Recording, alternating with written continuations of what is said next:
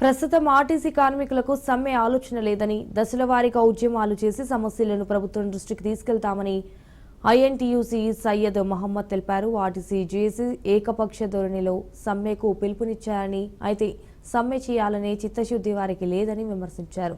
గతంలో కూడా 53 రోజులు సమ్మె చేసి ఆర్టీసీ కార్మికులను నడి రోడ్డులో ముంచారని ఆరోపించారు. ఐఎన్టీయూసీకి ప్రభుత్వం సమస్యల పరిష్కారం చేస్తామని హామీ ఇచ్చిందని చెప్పారు. కార్మికులంతా వీటిని గ్రహించి సంస్థ సంక్షేమం కోసం ఐఎన్టీయూసీని బలోపేతం చేయాలని కోరారు.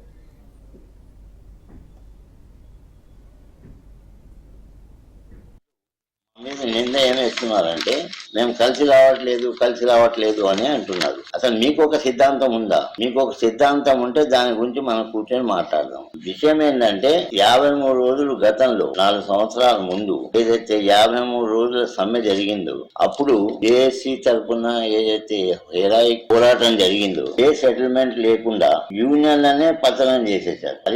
సమస్యలు పరిష్కారం ఏం కాలే, యూనియన్లనే రద్దు చేయడం జరిగింది కేసీఆర్ గారు. అటువంటి పోరాటం చేసి 53 రోజులు నడి సముద్రంలో కార్మికులను ముంచారు. సమస్యలు ఒకవేళ దానికి పోరాటం చేయాలన్నా మేము కూడా సమ్మె చేయడానికి వెనుకంజ వేయము. రెండోది ఏంటంటే మీరు లాబింగ్ ముందు చేయండి. లాబింగ్ ఏ లెవెల్లో చేయాలో చేయండి. లేబర్ కమిషనర్ పిలవలేదు, మాట్లాడలేదు, చేయలేదు. మినిస్టర్ దగ్గర వెళ్ళండి, తర్వాత ప్రిన్సిపల్ సెక్రటరీ ఫర్ ట్రాన్స్పోర్ట్ దగ్గర వెళ్ళండి, అవసరం సీఎం దగ్గర వెళ్ళండి. లాబింగ్ చేయండి.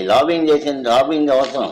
సమ్మె అని ఊరికే తొడలు కొట్టుకుంటే కాదు. తర్వాత దాని పరిస్థితులకు ఎవరు మీరే కారకులు అవుతారు. సమ్మె ఎన్ని రోజులు చేస్తారు? సంస్థ కూడా ఈ రోజు 53,000 నుంచి 43,000 వరకు కుదించారు. 11,000 మంది తగ్గించి పని భారం అంతా వాళ్ళ మీద, కార్మికుల మీద మోపారు. ఇప్పుడు ఏమైనా ఇప్పుడు రిక్రూట్మెంట్ చేస్తే గానీ వాళ్ళు మోయలేని పని భారంతో చాలా మంది కష్టపడి పని చేస్తున్నారు.